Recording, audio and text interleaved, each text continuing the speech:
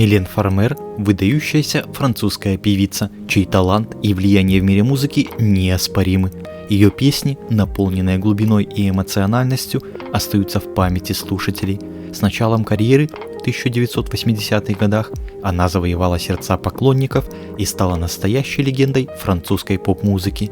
Несмотря на свой возраст, певица идет уже 7-й десяток лет, она до сих пор поражает поклонников своей активностью, красотой и талантом. Прежде чем добиться признания, звезде пришлось пройти через многое в своей жизни. Отношения с мамой были испорчены, а личная жизнь оставляла желать лучшего.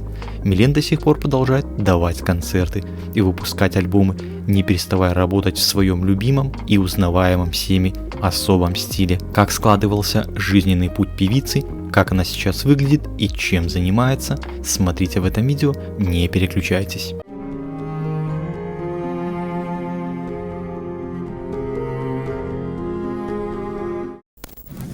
Настоящая фамилия Милен – Готье. Она родилась 12 сентября 1961 года в тихом пригороде Монреаля в Канаде, куда ее семья перебралась из Франции на время.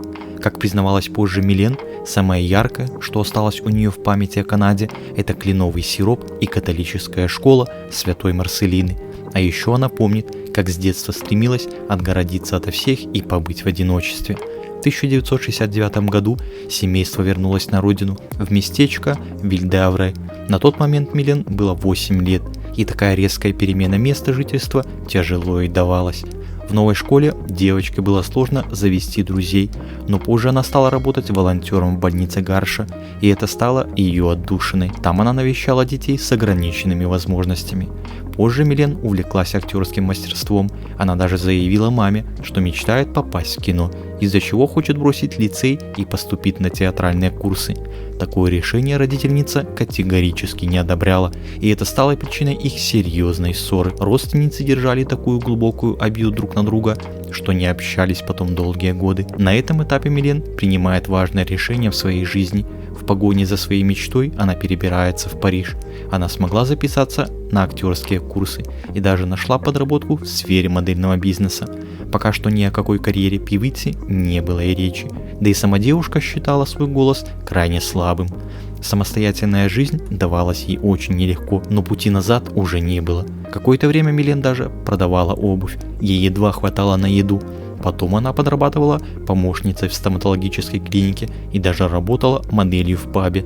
Ей было все сложнее мечтать о карьере успешной актрисы, но она верила, что ее счастье еще впереди. В 1984 году произошло знаковое событие для ее будущей карьеры.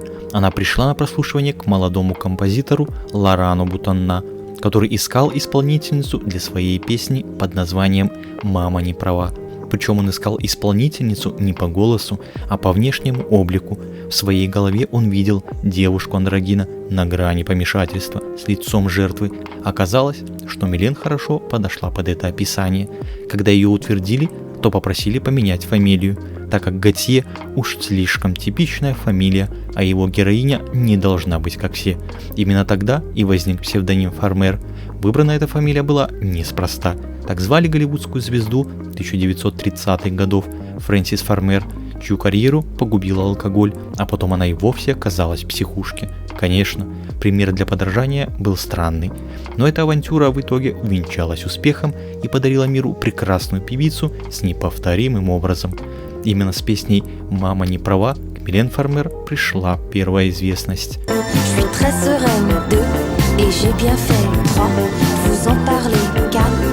И всего через 2 года артистка выпустила свой первый альбом под названием «Лунный пепел». В тот период певица решила перекрасить волосы в рыжий цвет, который стал ее визитной карточкой. Позже Милен снялась в клипе на песню «Распутница»,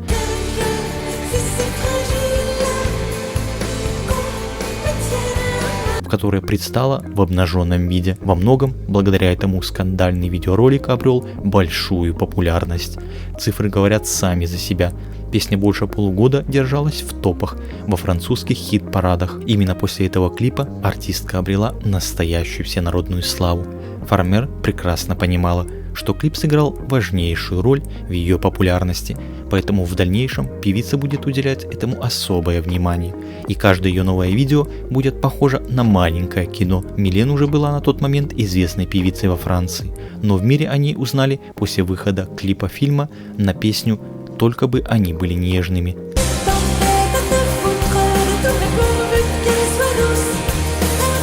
Интересно, что тексты песен у певицы, как правило, вообще не связаны с картинкой. Более того, они все имеют эротический подтекст. К тому же у артистки был образ девушки не в своем уме, немного сумасшедшей, что придавало ее образу больше загадочности. У Фармер даже есть титул «Сальвадор Дали от эстрады». Казалось, поток ее креативных идей был нескончаем, и в этом можно убедиться, посмотрев ее выступление. При этом в интервью Фармер выглядела совершенно здоровым и нормальным человеком, поэтому можно не сомневаться, что ее легкое безумие лишь образ. В 1991 году выходит ее третий альбом под названием «Ближний», который закрепляет ее славу и статус иконы французской музыки. Сингл под названием «Разочарованная»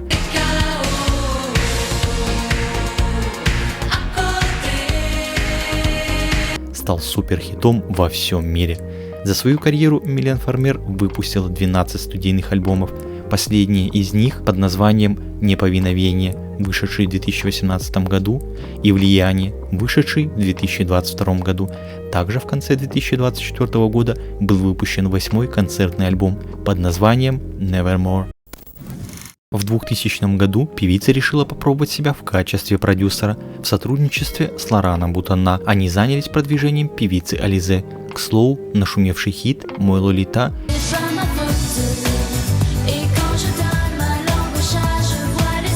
был спродюсирован именно этим творческим дуэтом. Эту песню знал практически каждый подросток нулевых. Главная идея композиции крутилась вокруг Лолиты, персонажа из одноименного романа Владимира Набокова. Вскоре Фармер, Бутанна и Ализе прекратили сотрудничество. Ализе рассталась со своими первыми продюсерами не на дружеской ноте, однако спустя около 15 лет они смогли наладить отношения. В 2018 году Ализе выпустила сборник ремиксов, состоящий из песен из ее первых двух альбомов, заручившись поддержкой Фармер и Лорана. Милен Фармер никогда не была замужем, детей у нее также нет. Певица сказала так в одном из интервью о детях и семье: «Брак – прекрасная вещь, но на данный момент для меня это не самое важное. Мне не нужно это кольцо, чтобы любить. Что касается детей, я не смогу их любить. Я не чувствую в себе ни сил, ни надежд, ни способностей заводить детей. Я не могу поддерживать отношения ни с кем за пределами своей профессии. Чтобы любить меня, ты должен разделять мою страсть». Никакой точной информации о возлюбленных Милен до 1993 года нет. Слухи приписывают ей отношения с Лепажем, Жеромом Дааном, Джеффом Дальгреном, Лораном Бутанна. Певица не хотела придавать это огласке, поэтому пара скрывала отношения долгие 10 лет. Были слухи, что артистка встречалась с британским певцом Силом, который потом женился на модели Хайди Клум. А вот роман с режиссером Бенуа де Сабатино артистка не скрывала. Артистка старается теперь уделять больше времени самой себе и ведет здоровый образ жизни. Фармер брала перерыв в карьере, вернувшись на сцену летом 2019 года. Тогда серию ее концертов в Париже посетили около 250 тысяч зрителей. Критики рыдали от восторга, назвав ее шоу лучшим в Европе. Отснятый материал эксклюзивно показали в кинотеатрах России, Канады, Мексики и не только. Осенью 2020 года вышла документальная трилогия под названием «Окончательное творение» о закулисной работе над этим шоу. Также Милен выпустила ранее неизданную песню под названием «Душа в воде».